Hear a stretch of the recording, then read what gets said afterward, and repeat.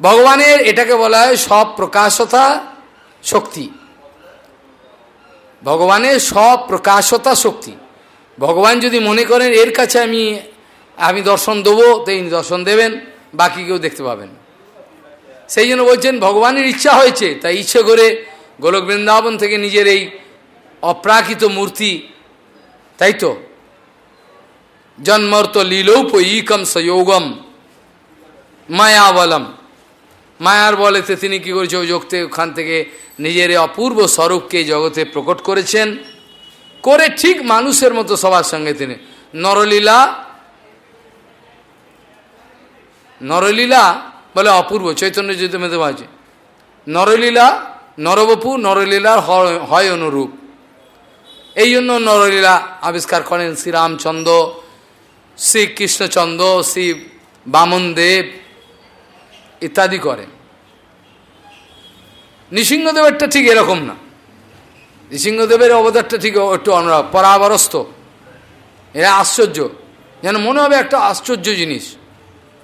কিন্তু ভগবান যখন রামচন্দ্র লীলা করছেন, গুরুচরণে মাথা রাখছেন, গুরুদেব এখন কি করা দরকার। দশরথজি মহারাজ এসছেন কোথায়, অনেকদিন ছেলেটাকে দেখিনি, বিশ্বমিত্রের সঙ্গে চলে গেছে, সে কবে কতদিন হলো, কোনো কার্যক্ষেত্রে কোনো জায়গায় গেছেন, সেই জায়গায় বিশ্বামিত্র মুনি রয়েছেন। কিন্তু শ্রীরামচন্দ্র কখনোই বলছেন না গুরুদেব আপনি যদি বলেন পিতার সঙ্গে আমি একটু দেখা করো, মা কখনোই না, চুপচাপ রয়েছেন, সব জানেন গুরু আমার পিতাশ্রী এসছেন, কিছুতেই মুখ ফুটে বলছেন না, কি বিনম্র ভাব, মুখ ফুটে কিছুতেই বলছেন কেন আমি তার আনুগত্যে রয়েছে। যখন বিশ্বামিত্রজি বলছেন রামজিকে, যখন জিজ্ঞাসা করছেন রামভদ্র আগে গুরুদেব তোমার পিতাশ্রী দশরথজি মহারাজ এসছেন, একটু তার সঙ্গে দেখা করতে গেলে ভালো হয়, দর্শন হলে, যা আপনার ইচ্ছা, আপনি যদি বলেন যাব আপনার সঙ্গে। কখনো নিজের কোনো ইচ্ছা নাই, কেন আমাদের এই জগতে সিদ্ধিলাভ হচ্ছে না, কেন সবাই আমরা ধোঁকা পেয়ে যাচ্ছি, এই কথাটাই তো অনুভব করতে পারছে না। কে বাস্তব গুরু বৈষ্ণবের আনুগত্য করেছে, কে করে নাই, কি কি লক্ষণের দ্বারা আমি জানবো। লোকে তো আমাকে ধোঁকাও দিতে পারে, বড় মালা পড়লো, বড় কিছু করলো, জগতের কাছে প্রমাণ করলো, পরে দেখা গেল জগৎবাসী তাকে জুতো মারছে, মারেনি, খবরের কাগজে বেরোনি, দীর্ঘ কত বছর ধরে জগৎবাসীকে বঞ্চনা করলেন, করে লাস্টে তার স্বরূপ বেরিয়ে গেল, বেরোলো কি না। বাস্তব যদি, এই জন্য শাস্ত্র বলছেন যদি নিজে কেউ বাস্তব নিষ্কপট হয়, মাইন্ড ইট, যদি কেউ নিজে বাস্তবিক নিষ্কপট হয়, then he can get divine help, সে অপ্রাকৃত সাহায্য পাবেই পাবে। বোঝা গেল কি বললাম। কপটতা যায় না বলে ভগবান গাইড করে, ভগবান আমার কি ছেঁকা পড়েছে, ও তো কপটতা যাচ্ছে না। যে ব্যক্তির কপটতা গেছে সে কেঁদে কেঁদে সংসার থেকে এসছে, আমাকে ভগবান বাঁচাও, কোনো মতে আমাকে বাঁচাও ভগবান, একজন গুরুকে দেখিয়ে দাও, কোথায় সেই গুরু, আমি শুনেছি তুমিই নাকি গুরুরূপে প্রকট হও, সেই তত্ত্বদর্শী পুরুষ কোথায়, আমি তো খুঁজে পাবো না নিজের চেষ্টায়। এইসব কথা উত্তর বহুবার দিয়েছিলেন। সেই সময় ভগবান বলরাম করুণা করে দেখিয়ে দেন, চোখ খুলে দেন, দেখ কেউ চিনতে পারছে না, একে কেউ জানে না জগৎগুরু, এই হচ্ছে গুরু, যা।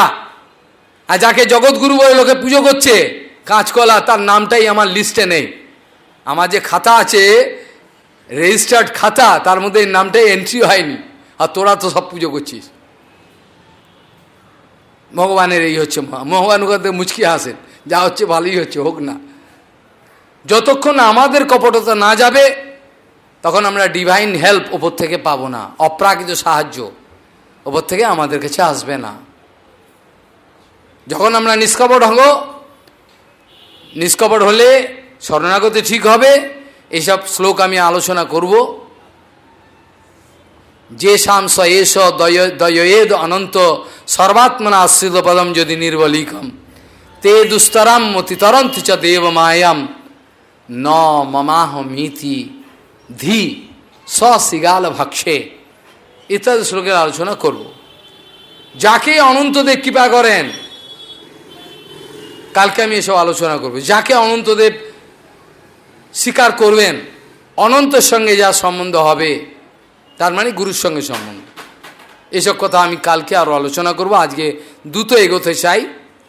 উদ্ধবজি মহারাজ যে অবাক হয়ে যে কথা বলেছেন, অনেক কথা, তার মধ্যে এটা আমি তুলে ধরি অল্প একটু কথা। বলছেন কি আশ্চর্য, ভগবান এই জগতে নিজের এই মর্ত লীলার উপযোগী মানব দেহ ধারণ করে লীলা করেছেন, যোগমায়া বলে, অপূর্ব। আর তার নিজের যে রূপটা, এই নিজের রূপটা যদি কখনো তিনি স্ফটিক স্তম্ভে দেখে ফেলতেন, দ্বারিকার রাজমহলে কখনো কখনো চলতে চলতে ভগবান নিজের মূর্তিটা হঠাৎ দেখে ফেললেন। কি স্ফটিক স্তম্ভে তো মূর্তি তো আয়নার ওপর যেমন হয়, স্ফটিক স্তম্ভে নিজের মূর্তিটা দেখে সঙ্গে সঙ্গে দাঁড়িয়ে পড়তেন, এটা কার মূর্তি, এরকম রূপ কার? নিজের মূর্তি দেখে নিজে আলিঙ্গন করতে যেতেন। এ কি অবাক! এই জন্য বলছেন বিস্মাপনম শস্য চ সৌভগর্ধে পরম পদম ভূষণ ভূষণাঙ্গম। তুমি গয়না গাটি কাপড় চোপড় প্রচুর দামি জিনিস মাল্য বিভূষণ দিয়ে ভগবানের সৌন্দর্যকে বাড়িয়ে দিতে চেষ্টা করছো। ভগবানের সৌন্দর্যকে বাড়িয়ে দেওয়া যায় কি?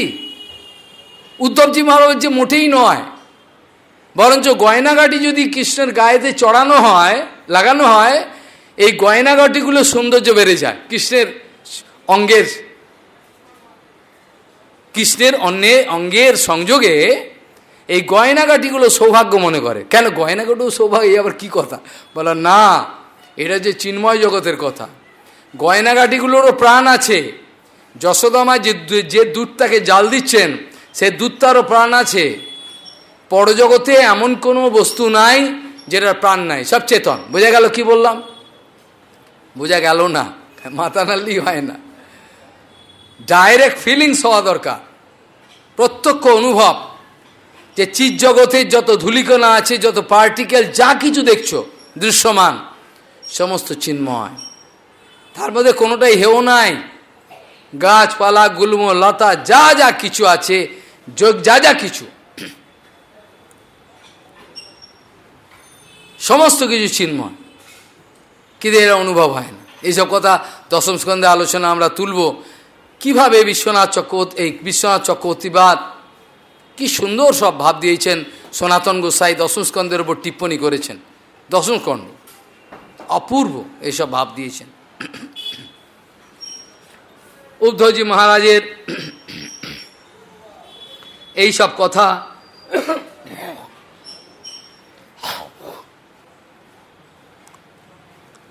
আলোচনা করতে করতে তিনি বলছেন, উদ্ধবজি বলছেন, আমার হৃদয় এখন এত গুংড়ে উঠছে, আমার হৃদয়টি যেন মনে হচ্ছে একটা এমন একটা অবস্থা, সেই পুরনো কথাগুলো মনে পড়ে যাচ্ছে।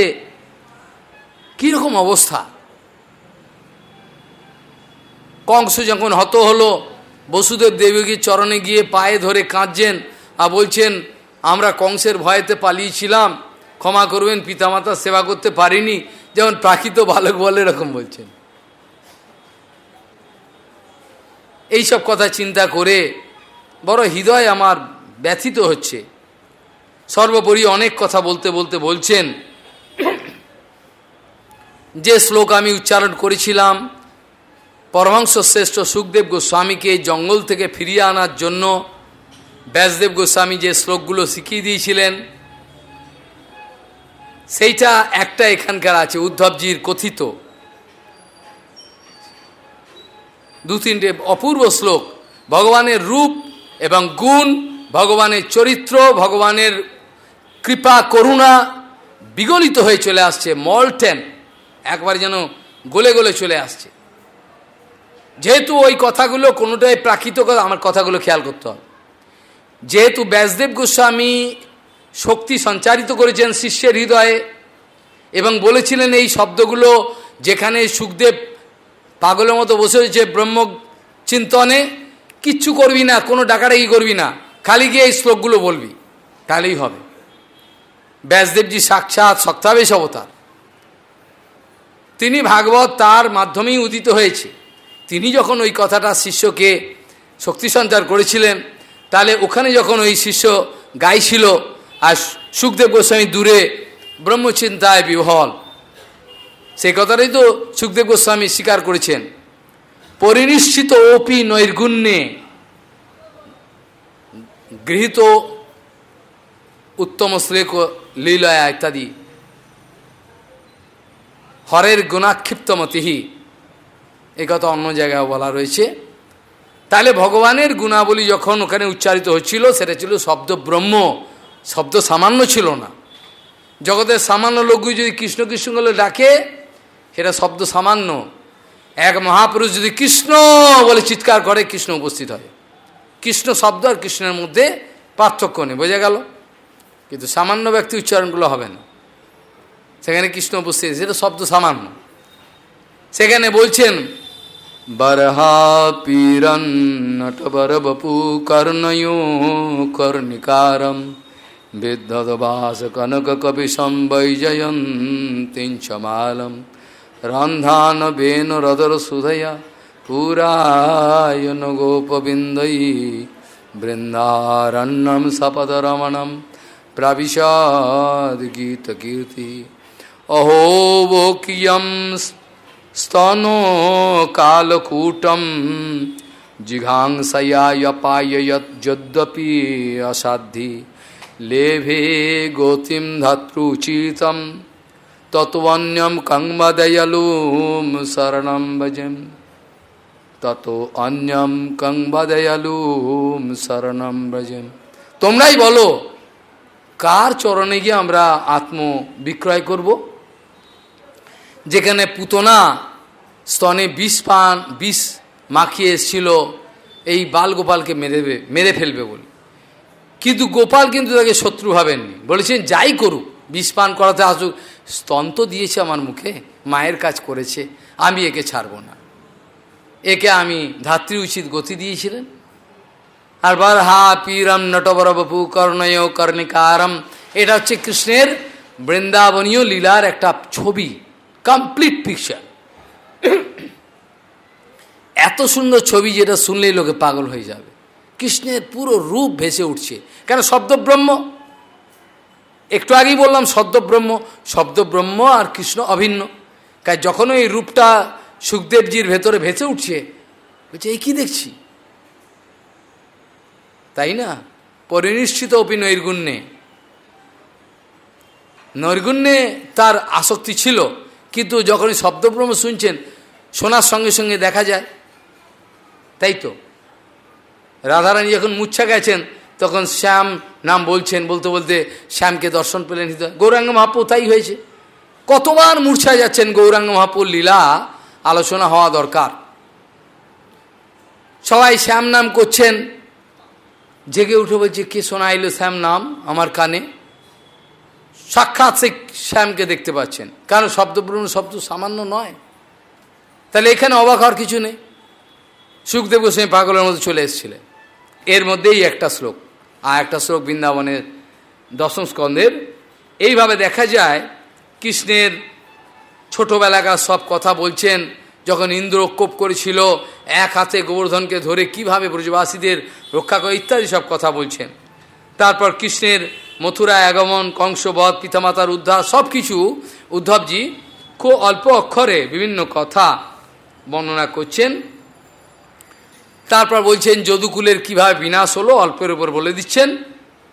হওয়ার পরে বললেন যে সময়তে সমস্ত যদুকুল একে অপরের সঙ্গে করে ভগবত মায়াতে মোহিত হয়ে যখন বিনাশপ্রাপ্ত হলেন, সেই সময় আমি পাগলের মতো কৃষ্ণ কোথায় পাগলের মতো খুঁজছি। কোথায়? প্রবাস খণ্ডে, প্রবাসে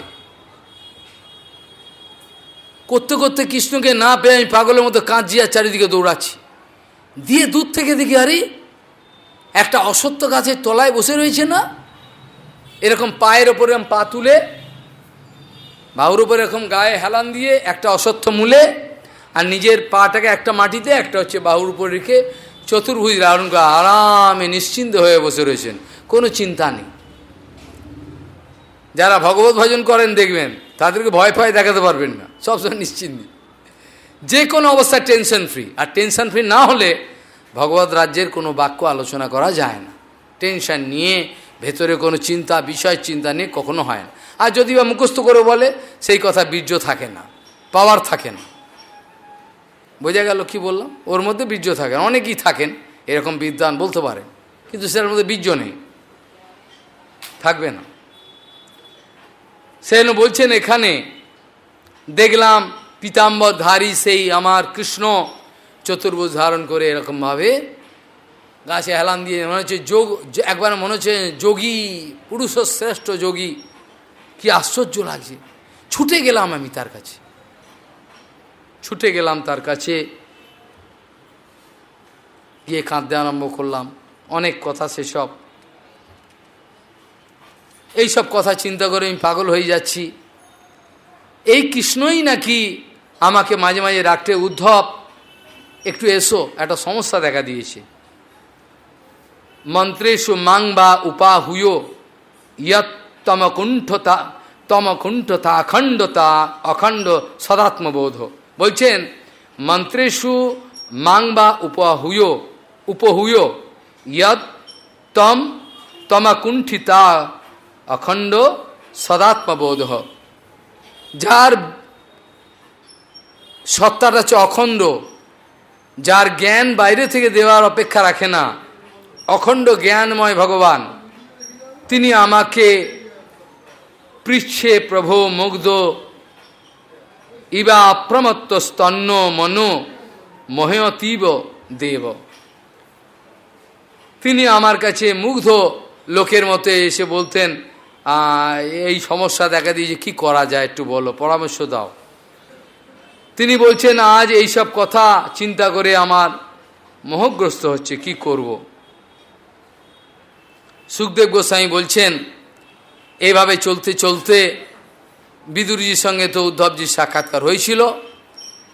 বিদুরজি মহারাজ উদ্ধবকে বলছেন, তুমি ওই সময় ওখানে ছিলে যখন ভাগবত তত্ত্ব বিজ্ঞান উপদেশ করেছিলেন, তুমি তো ওখানে ছিলে, তা দয়া করে আমাকে সেসব বলো। উদ্ধব বলেন, আমার উপর আদেশ হয়েছে প্রভুর আমার অন্য স্থানে যাওয়ার জন্য, তবে তোমার চিন্তা নেই, তোমার জন্য আদেশ করে গেছেন উপদেশ করার জন্য যেসব ভগবত তত্ত্ব বিজ্ঞান, এগুলো মৈত্রেয় মুনি তোমার জন্য অপেক্ষা করছেন নিজের আশ্রমে।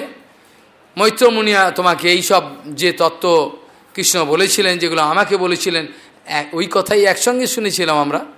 আর বিশেষ কৃপা সঞ্চার করেছিলেন কাকে কাকে?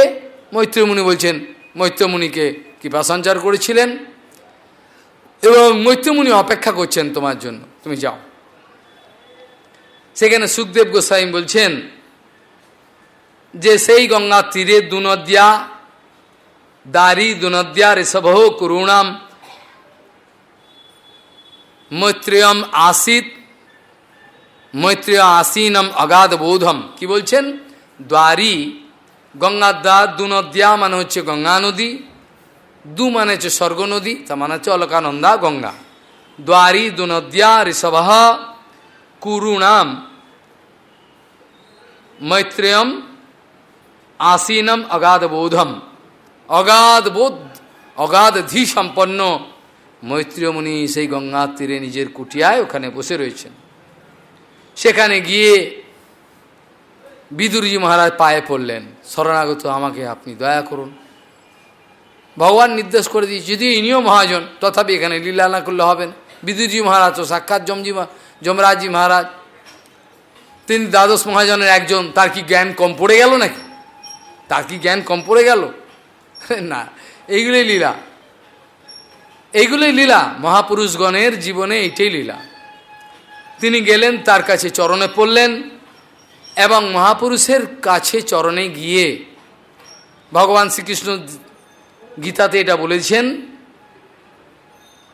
যে পণিপাত পরিবেশন সেবা, তিনটে কন্ডিশন না হলে তত্ত্বজ্ঞানী পুরুষগণ তোমাকে তত্ত্বজ্ঞান উপদেশ করবে না। এটা এটা কোনো কলেজের ইউনিভার্সিটির কোনো প্রফেসর কাউকে জ্ঞান দান করলো ওরকম নয়।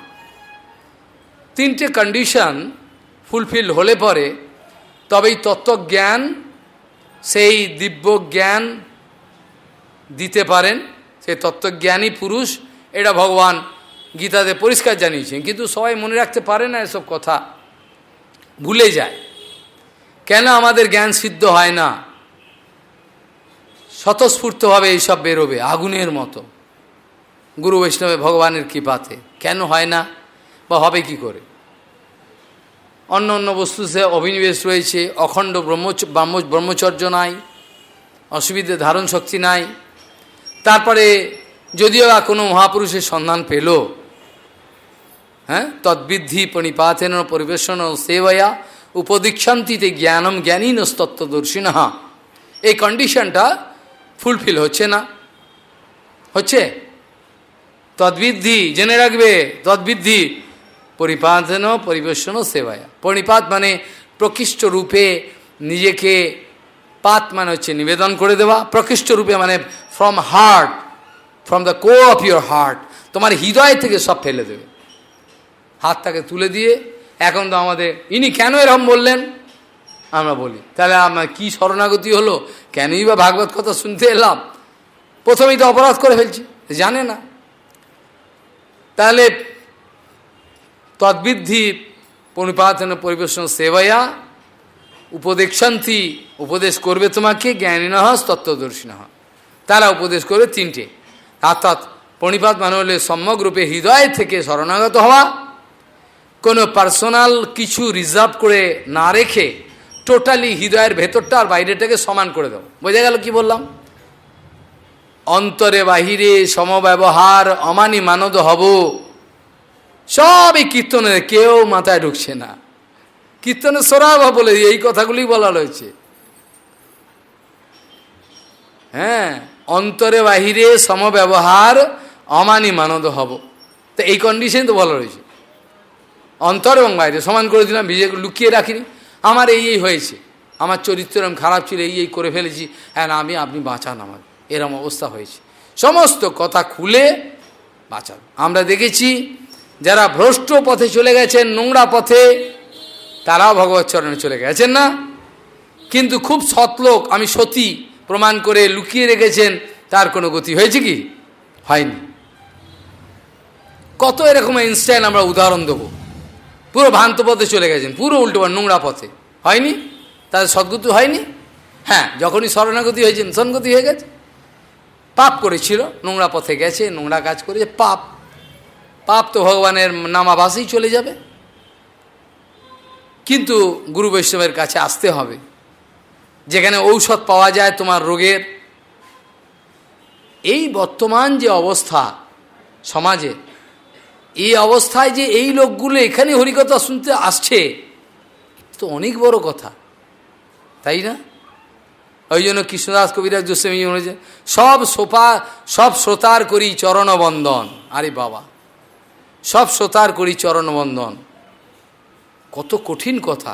এই জড়জগতের এই কথায় বিশ্রাম দিয়ে এই অকৈত্য সত্য কথা কোন পাগলে শুনতে আসে?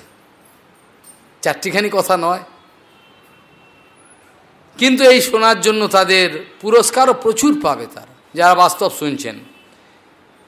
বিদুরজি মহারাজ এসে পণিপাদের পর পরিপ্রশ্ন মানে পরীক্ষা করে না গুরুদেব কি জানে একটু দেখি না, ওরম প্রশ্ন না, পণিপাদের পরেই পরিপ্রশ্ন আসে, শুধু প্রশ্ন না, প্র পরা অপ অনু, এই সবগুলো শব্দের আগে বসে শব্দের গুরুত্বটাকে বাড়িয়ে দেয়, তাই তো? বাড়িয়ে দেয় তো, প্র পরা অপ অনু 20টা, তাই তো আছে, এইগুলো শব্দের গুরুত্বকে বাড়িয়ে দেয়। তাই জন্য প্রকৃষ্ট রূপে শরণাগত, আর পরিপ্রশ্ন মানে বাস্তব প্রশ্ন, যে প্রশ্নের দ্বারা আমার মঙ্গলের রাস্তা খুলতে পারে, তত্ত্বদর্শী পুরুষের কাছে গিয়ে করতে হয়। আর সেবা মানে তার হরিকথা শুনলাম, সেবা মানেই যে বেশ কিছু করে দিলাম, কিছু খাইয়ে দেয়, আমরা এইটি বুঝি, ডেকে নিয়ে এসে সাধুকে গান্ডে পিণ্ডে খাইয়ে দিলাম, হয়ে গেল। কিন্তু বাস্তব শুদ্ধ সাধুরা যেতে চান না। কি খাওয়াবে তুমি? তুমি আগে নিজে শুদ্ধ হও, কিভাবে কি মেনটেন করতে হয় খাইয়ে দিলে হয়ে গেল। বলে যে তুমি খাও, বলে কি খাবে, বলে হরিকথা খাও। সাধুরা দিচ্ছেন, সে হরিকথাটা খাও, তাই তো, তাই না? খাচ্ছে না হরিকথা? পিবন্তম তন্মুখাম্বজ হরিকথামৃতম, এটা কে বলেছে? পরীক্ষিত মহারাজ বলেছেন না? সুখদেব গোস্বামী, তোমার খাওয়া দাওয়া হয়নি, এতদিন ধরে বসে বসে শুনছো, একটু যাও খাওয়া দাওয়া করে এসো, জল ফল ফল খেয়ে এসো। বলছেন না, আমি তো পান করছি, আমার তৃষ্ণা নেই।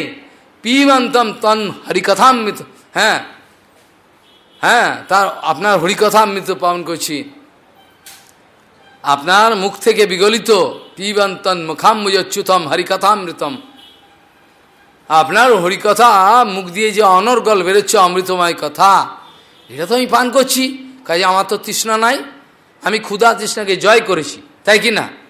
ভগবত কথা বাস্তব শ্রবণের দ্বারা ক্ষুধা তৃষ্ণা কাম ক্রোধ এগুলো যায় কি যায় না? যায় কি যায় না? যায় না? যায় কি যায় না? যায়। সেরকম সোর্স থেকে শুনতে হবে, বাস্তব কানটাকে খুলতে হবে, বাস্তব হৃদয়টাকে খুলে দিতে হবে, বাস্তব জায়গায় কানটাকে পাততে হবে। যাই হোক, বিদুরজি মহারাজ বলছেন, এবার প্রশ্ন না করলে তো উত্তর হবে কে? সুখায় কর্মাণি করোতি লোকো নতৈ সুখম বান্যদ উপরমম্বা। বলছেন সুখায় কর্মাণি করোতি লোকো নতৈ সুখম বান্যদ উপরমম্বা বিন্দেত ভূয়স্তৎ বিন্দেত ভূয়স্তত এব দুঃখম যদত্র যুক্তম ভগবান বদেন্য জনস্য কৃষ্ণাদ বিমুখস্য দৈবাদ অধর্মশীলস্য সুদুঃখিতস্য অনুগ্রহায়েহ চরন্তি নূনম ভূতানি ভাব্যানি জনার্দনস্য সুখায় কর্মাণি করোতি লোকো ন তৈ সুখম ব্যান্যদ উপরমম্বা। আরে সবাই তো সুখের জন্য সংসার করছে, কি করছে? সুখায় কর্মাণি করোতি লোকো, লোকে যে এই উদয়স্ত পরিশ্রম করছে কি জন্য? দুঃখটাকে হাঁটিয়ে দিয়ে সুখ পাবো, তাই তো টার্গেট কি? এই লোকগুলো যে সকাল উদয়স্ত পরিশ্রম করছে, কি দেখেছেন কলকাতায়, বিভিন্ন বম্বে, বিভিন্ন জায়গায় যে লোকাল ট্রেনের ভিড়, বাসগুলোতে ঝুলতে ঝুলতে যাচ্ছে, এরকমভাবে খালি ধরে ছেড়ে দিলেই পড়ে যাবে। এত কষ্ট করে এইসব অফিস ফাফিস করে এলো, এসে সকালবেলা গিন্নির সঙ্গে ঝগড়া করে গেছে, তাও ভাল লাগে না তো, খালি এইসব ঝগড়া করে চলে গেছে। তারপর যখন আবার অফিস থেকে ফিরলো, অফিস থেকে ফিরে যেই বাচ্চাটা দূরে এলো, বাপ্পা পাপ্পা এসছো, আর টুক করে গিয়ে কোলে নিয়ে আবার সব দুঃখ ভুলে গেল। আর গিন্নি আবার চায়ের পেয়ালাটা সামনে ওগো এসছো, কষ্ট হয়নি তো, হয়ে গেল, সব কষ্ট, সারাদিনের যে কষ্ট সব ভুলে গেল। এরকমই জাদু, মায়াদেবী এমনই জাদু করেছেন। আর সাধুরা যদি অনেক কথা বলে তাতেও কানে যাবে না। মায়া এমনই বলছে, এরা করিস না, কিছুতেই যাবে না, শুনবে না। হ্যাঁ, এইসব কথা শুনার বর্ণনা সপ্তম স্কন্ধে আমরা শুনব। সুখায় কর্মাণি করোতি লোক ন তৈ সুখম ব্যান্যদ উপরমম্বা বিন্দেত ভূয়স্ততএব দুঃখম যদত্র যুক্তম ভগবান বদিন্য। এরা তো সুখের জন্য কাজ করছে, এদের আবার দুঃখ, উল্টে দুঃখ চলে আসে। সুখের জন্য করে, দুঃখের জন্য তো করছে না, কিন্তু দুঃখ তাদের প্রাপ্ত হয়ে যায়, পরন্তু তার ফলে দুঃখই প্রাপ্ত। অতএব এই সংসারে আমাদের কর্তব্য কি হেরা বলুন? আর এই সমস্ত জনসাধারণ আছে, জনগণ, এত বিশাল জগতে, এই জনস্ব কৃষ্ণাদ বিমুখস্য দৈবাদ, এই সংসারেতে কৃষ্ণ বিমুখ, কৃষ্ণ বলি সেই জীব অনাদি বহির্মুখ, অতএব মায়া তারে দেয় সংসার আদি দুঃখ। কৃষ্ণকে ভুলে গিয়ে যারা সংসারের মত্ত হয়ে রয়েছেন, এত কষ্টপ্রাপ্ত হচ্ছেন অহর্নিশ। কালকেই ছেলেটা মারা গেল, জোয়ান ছেলেটা, দুদিন হয়ে গেল। এবার পিতা এবার কি করছে, বল দুঃখে আর কি করবো, গিয়ে তাস খেলতে বসলো ওখানে পাড়া বন্ধু বান্ধবের সঙ্গে। বলি বাবা, কী রে বাবা, সমাজে সবই হয়। এম পঞ্চম স্কন্ধে সুন্দর বলছেন, নির্হিত পুত্রম পিতরম জিজিবিষতি। ছেলেটাকে এক্ষুনি পুড়িয়ে এলো, পুড়িয়ে এসে দুদিন একটু কাঁদলো, ব্যাস তারপরে টিভি খুলে দিল, এই চ্যানেল খুলে দাও, আস্তে এইসব খুলে দিল, ব্যাস আনন্দ, টিভি খুলতে ওখানে চলে গেল তাস খেলতে। হ্যাঁ, মাঝে মাঝে আবার শুকনো বৈরাগ্য, কেউ কার নয় এই সংসারে, নিঃশ্বাস ফেলে বলে দিল। তাহলে ভাগবতী বলছেন, নির্হিত পুত্রম পিতরম জিজিবিষতি। কিরকম দুরন্ত মায়া, এক্ষুনি পুত্রটাকে পুড়িয়ে এলো কালকেই, এসে আবার সে আরামে বাঁচবার চেষ্টা করছে। 15-20 দিন পরেই, 1 মাস যখন নিয়ম চলে গেল, কিরে ইলিশ মাছ পেলি না, আনলে ভালো হতো, মুখটা ঠিক ভাল লাগছে না।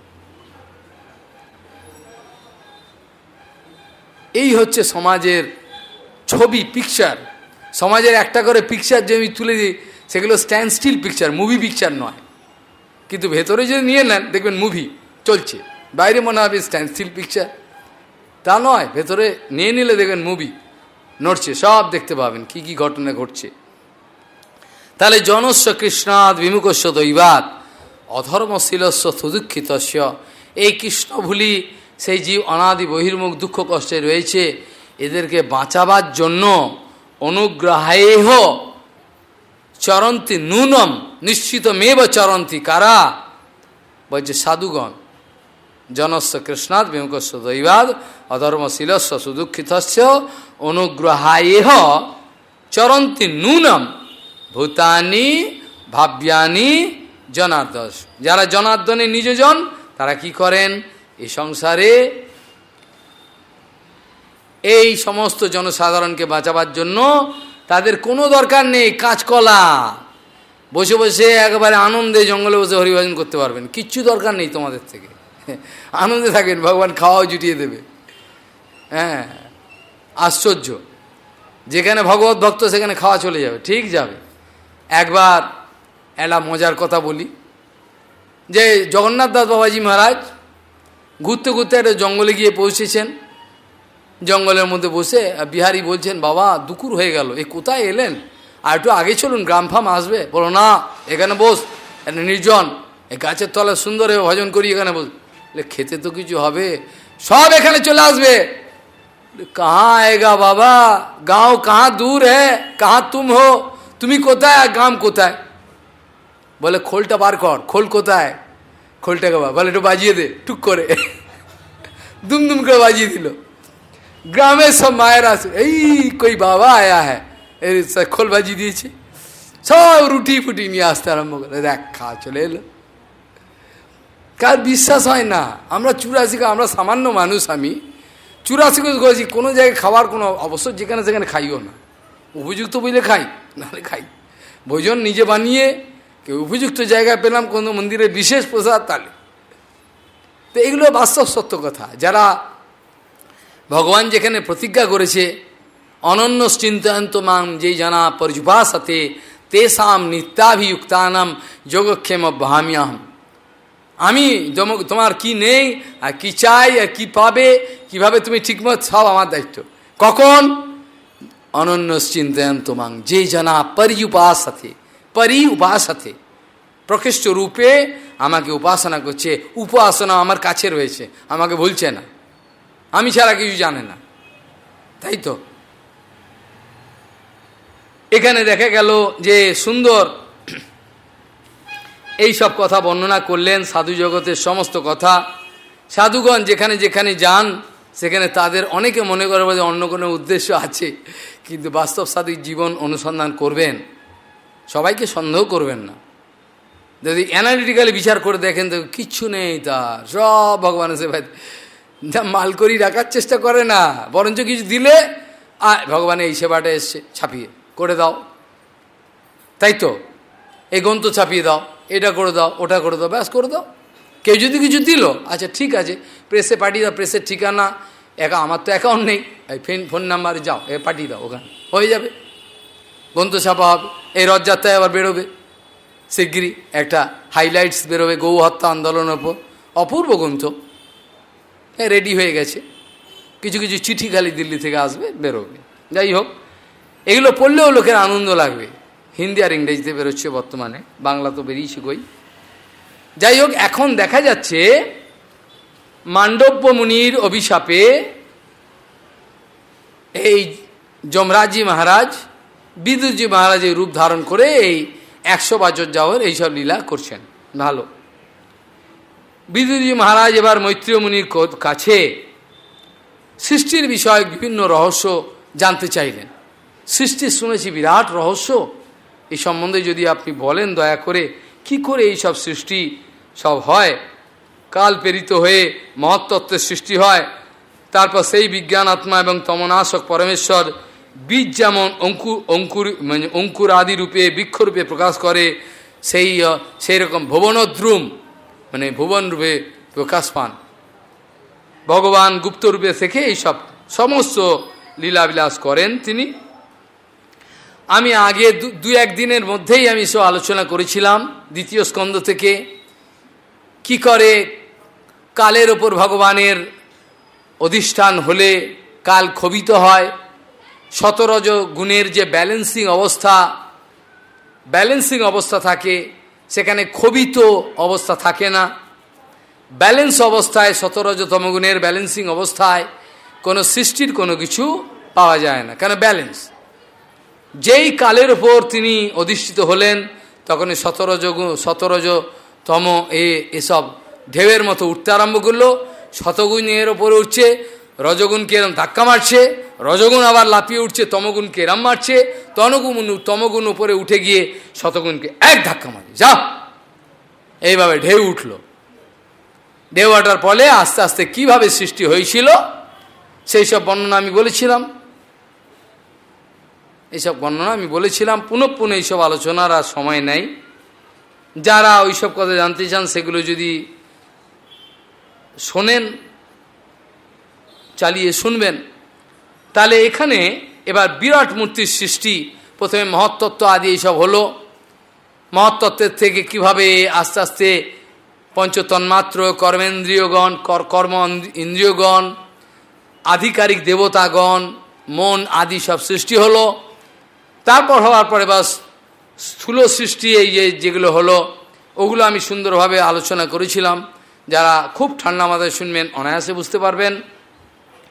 এবার এই প্রকৃতি এবং প্রধান নিয়ে এই জড়জগতের যে এই ম্যাটার, এই ম্যাটারের সব প্রপঞ্চ নির্মাণ হলো।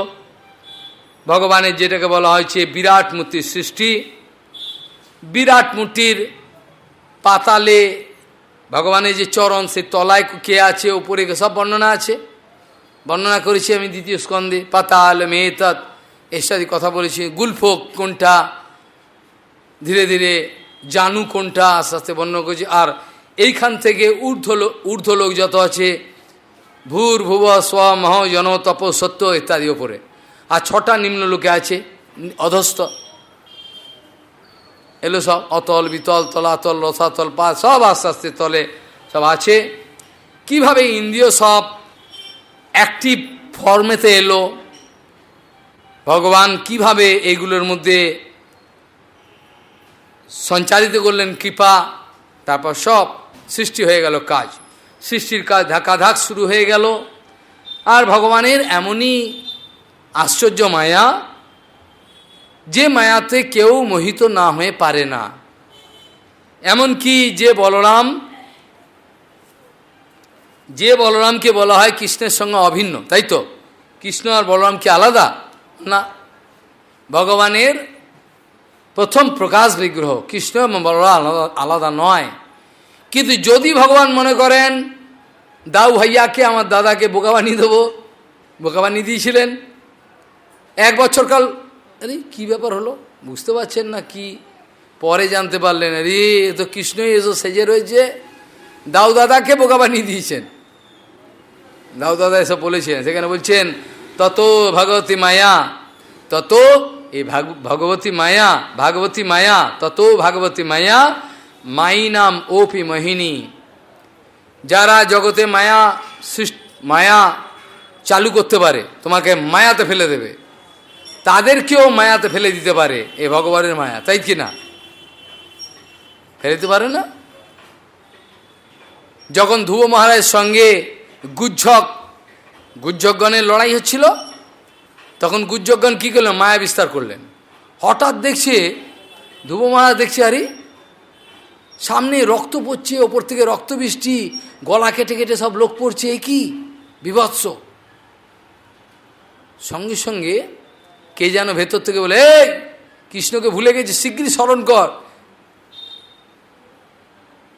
ভগবানকে স্মরণ করার সঙ্গে সঙ্গে আবার কেটে গেল। ওই যুদ্ধ করতে করতে একটু কিছু সময়ের জন্য মনটা অন্যদিকে গেছে, সেই সময় মায়া বিস্তার করে দিয়েছে গুজ্জক মানে যারা অলকাপুরীতে থাকে মহাদেবের, তারা মায়া বিস্তার করে দিয়েছে। হ্যাঁ, বলে বজ্রপাত হচ্ছে, ধুম দাম কেটে পড়ছে, চারিদিকে রক্তপাত, কিচ্ছু নয়, কিন্তু হলো মায়া। এরা মায়া বিস্তার করে দেখাচ্ছে ধ্রুব মহারাজকে ভয় পাইয়ে দেওয়ার জন্য। সঙ্গে সঙ্গে যেই ভগবানের স্মৃতি এসছে, কি হলো? গুরু স্মৃতি সর্ববিপদ বিমোক্ষণম। গুরু স্মৃতি, ভগবানের স্মৃতি যদি কাউর হৃদয়ে 100% থাকে, একটা ফ্র্যাকশন অফ সেকেন্ডের জন্য যে শিষ্যের হৃদয় থেকে গুরুচরণ অপগত হয় না, সেই শিষ্যকে কি কেউ পারবে মোহিত করতে? পারবে না। সদ্গুরু সৎশিষ্য কোনো মায়াতে মোহিত হন না, তাকে কিছু করতে গেলে আরও বিপদ হবে। সেই জন্য বলছেন, তত ভাগবতী মায়া মায়ী না মোপি মোহিনী। যারা মায়া বিস্তার, তাদেরকে মোহিত করে দেবে। এইভাবে ধীরে ধীরে সব কথা বর্ণনা হলো। সুখদেব গোস্বামী আরও অনেক কথা বললেন। বিদুরের প্রশ্ন হচ্ছে, মৈত্রীমণি তার অনেক উত্তর দিচ্ছেন। কিভাবে ভগবানের পদ্মনাভ থেকে ব্রহ্মা সৃষ্টি হলো। ব্রহ্মা এই পদ্মের উপর নিজেকে আবিষ্কার করে অবাক হয়ে গেলেন, আমি কে, কোথা থেকে এলাম, কি আমার পরিচয়। আমি এগুলো আলোচনা করেছি, কালকেও আলোচনা করেছি, আজকেও সকালে। অনেক দিব্য সহস্রবজ খালি খুঁজে গেলেন, মেলালেন, নাল দিয়ে খালি নাবছেন আর উঠছেন, কে আমি, কি ব্যাপার, আমি কে, ইত্যাদি বলতে বলতে কিছু উত্তর পেলেন না। তারপর জল থেকে, চারিদিকে জল, কোথা থেকে কী হলো, তাহলে একটা পদ্মর মধ্যে আমি বসে রয়েছি। জল থেকে আওয়াজ এলো তপ তপ, তার মানেটা বুঝিয়ে দিলেন ভগবান। অর্থাৎ তোমাকে বহিঃপ্রজ্ঞা চালিত ইন্দ্রিয়গুলোকে সংযম করবে, অন্তর্মুখী করো, বুঝে গেল। তপকতাটার মানে ভগবানই বুঝিয়ে দিলেন, ব্রহ্মাকে কেউ বুঝাবার কেউ নেই। যে বুঝতে পারলেন বহির্মুখ যে আমার প্রচেষ্টা, সেটাকে পুরো গুটিয়ে অন্তর্মুখী করবার জন্য আদেশ করছেন। অর্থাৎ তপস্যায় বুঝে যা, চুপচাপ কিচ্ছু করতে হবে। বসতে বসতে ভগবান সন্তুষ্ট হলেন, তাকে দর্শন দিলেন। দর্শন দিয়ে চতুশ্লোকী ভাগবতের অত্যন্ত গুপ্ত কথা দার্শনিক আলোচনা হয়েছিল। যাদের ধারণ ক্ষমতা আছে তারা ধরে ফেলেছেন, যাদের পারলেন না ঠকে গেলেন। পুনঃ শুনবেন, ঠকে গেলেন আর কি, শুনলেও মঙ্গল, পুনঃ শ্রবণ করবেন। ভগবানের নাভিপদ্ম থেকে এইসব হওয়ার পর যখন ভগবানের পুরো কৃপা লাভ করলেন, যখন দর্শন দিলেন, সব কিছু হলো, তখন এবার ব্রহ্মা কি করলেন, ভগবানের স্তুতি আরম্ভ করলেন।